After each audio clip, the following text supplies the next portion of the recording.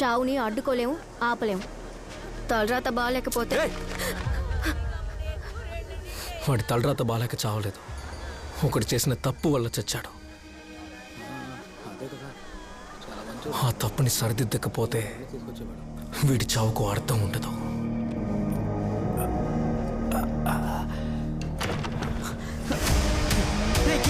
చెప్పేదేనరా, వద్దు చెప్పేది వినరా, నువ్వేనా చెప్పరా.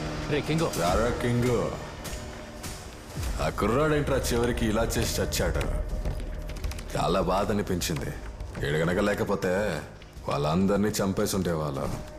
సరే వదిలే, నేను చూసుకుంటా.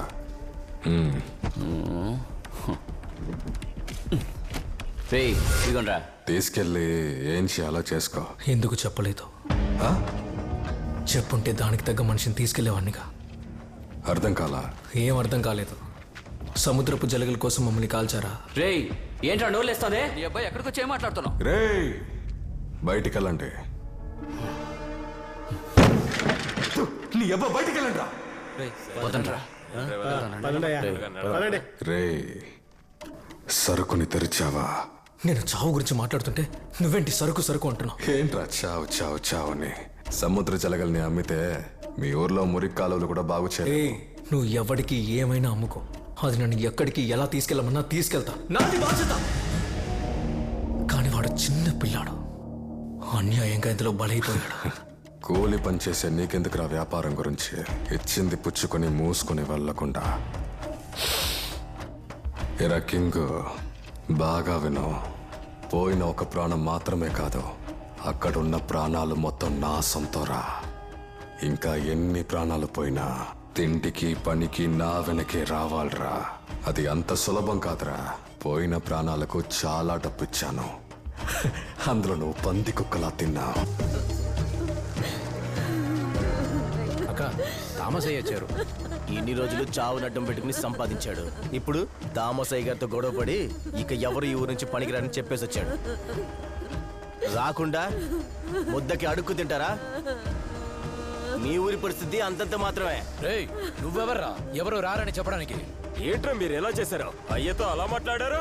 మనం ఈ పనికి వెళ్తే మన శవాలే తిరిగి వస్తాయి. అనవసరమైన పనులు తలదూరుస్తున్నావురా. ఇక అనవసరమైన పనిని ఎవ్వరూ చెయ్యరు, ఎవ్వరూ చెయ్యకూడదు, ఎవరిని చెయ్యనివ్వను. ఏంట్రా ఎక్కువ మాట్లాడుతున్నావు? చాలా ఆపండి. మనం ఎవరని చూపియాలి. ఏం చేస్తాం?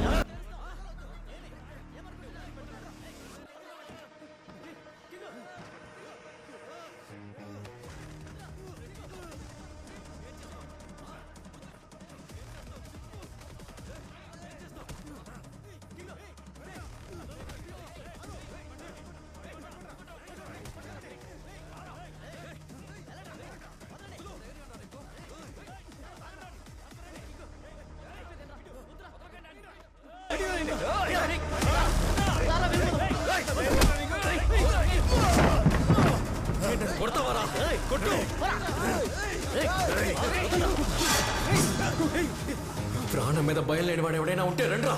కింగు వద్దు, చెప్పేది విను. రండి. రే థామస్, ఇక నీ పని అయిపోయింది.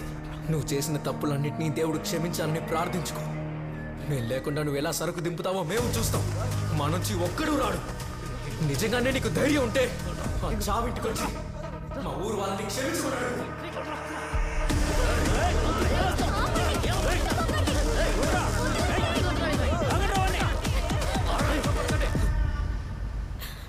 రాబట్టి రక్తం కదా, అందుకే నిజం తెలుసుకుని తానే వెళ్ళిపోయాడు. వాడిని నువ్వే కదా తీసుకుని వెళ్ళావు. వాడికి చావే లేదు. ఏ ఊరికి లేని కష్టాన్ని ఆ దేవుడు మనకే ఎందుకు ఇస్తున్నాడు? మన ఊరి సముద్రానికి శాపం లేకపోతే నా కొడుకు నా భర్త చనిపోయి ఉండేవారు కాదు.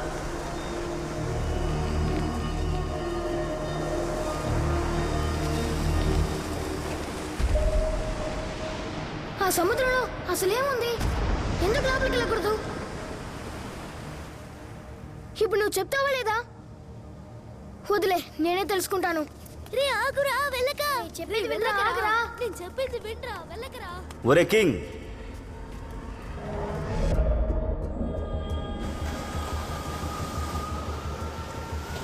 30 ఏళ్ల క్రితం తువతూర్ ఎంతో సమృద్ధిగా అద్భుతంగా ఉండేది. ఊరు మొత్తం జనప్రవాహం, చేపల వాసనగా ఉంటుంది. అప్పుడు నాకు 15-16 ఏళ్ల వయసు ఉంటుంది. ఊరు అలా ఉండడానికి ముఖ్యమైన కారణం మీ తాతయ్య, మా సాలమనయ్య గారు.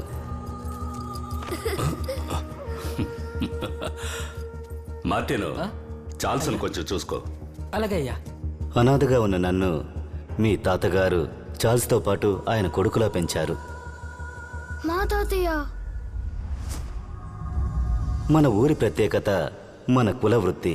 కూలికి పనిచేయడం మానేసి ఆయన బోట్లోనే ఊరంతా సముద్రంలోకి వెళ్ళసాగింది. ఎంతో సమృద్ధిగా మన ప్రజలు ఈ వ్యాపారాన్నే చేశారు. కానీ ఎవరు కన్ను పడిందో ఏంటో, హఠాత్తుగా సముద్ర జలగ కోసం వెళ్ళిన వాళ్ళు శవాలుగా ఒడ్డుకొచ్చారు. అన్యాయం జరిగిందయ్యా, చూడదయ్యా. రోజురోజుకి శవాల సంఖ్య పెరుగుతూ వచ్చింది.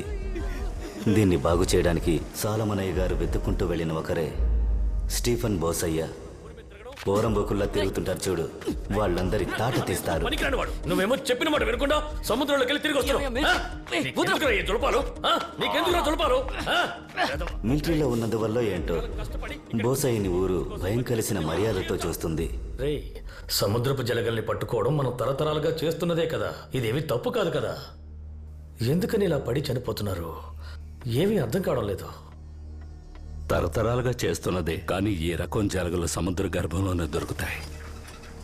అందుకే వీటికి సంతలో విలువ ఎక్కువ. వీటిని పట్టుకోవడానికి వెళ్ళి సముద్ర జలాల లోతున అర్ధాంతరంగా చనిపోతున్నారు. అలాంటప్పుడు ఎందుకు వెళ్తున్నట్టు? ఆశ ఎవరికుండదు. సరే, ఇప్పుడు మీరు ఏం చేద్దాం అనుకుంటున్నారు? మన పూర్వీకులందరూ శ్వాస బిగబట్టిన వాళ్లే. ఈ తరం వాళ్ళకి ఆ కళ అబ్బలేదు. ఎప్పుడైనా వాళ్ళకది నేర్పితే జీవనాధారంగా ఉంటుంది. అందుకే నేను వెతుక్కుంటూ. అయితే యాంటనీ కోసం నా దగ్గరకు వచ్చావా? నువ్వు సాయపడకపోతే ఊళ్ళో ఉన్న కుర్రకారు మొత్తం తండ్రులను పోగొట్టుకుని నడివీధిన పడతారు. నేను నిర్ణయం మీద ఎన్నో ప్రాణాలు ఆధారపడి ఉన్నాయి.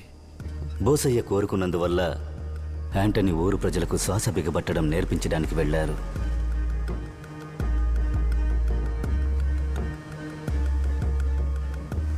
యాంటనీ వల్ల ఊరికేదైనా మంచి జరుగుతుందని అనుకుంటున్న ఊరు ప్రజలకి గుండెలో గుణపం దిగినట్టు యాంటనీ శవం ఒడ్డుకు చేరుకుంది.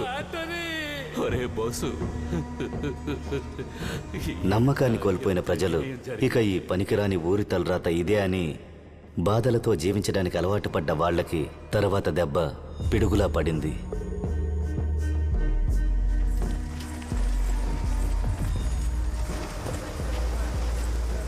మీరంతా అనుకుంటున్నట్టు మనోళ్ళు చనిపోయింది సముద్ర జలగలు పట్టడానికి వెళ్ళి కాదు. మన అందరం నమ్మిన ఒకటి అత్యాస వల్లే ఇది జరిగింది.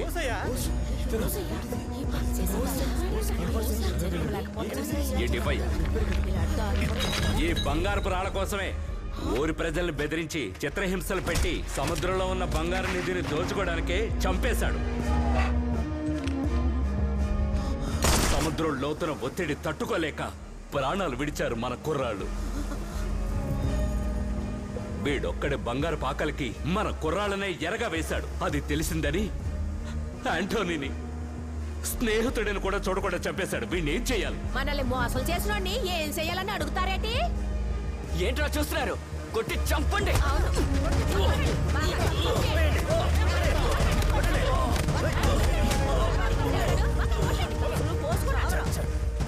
అంతటితో అంతా అయిపోయిందనుకున్న ఊరికి అప్పుడు తెలీదు ఆ చావే శాపమని.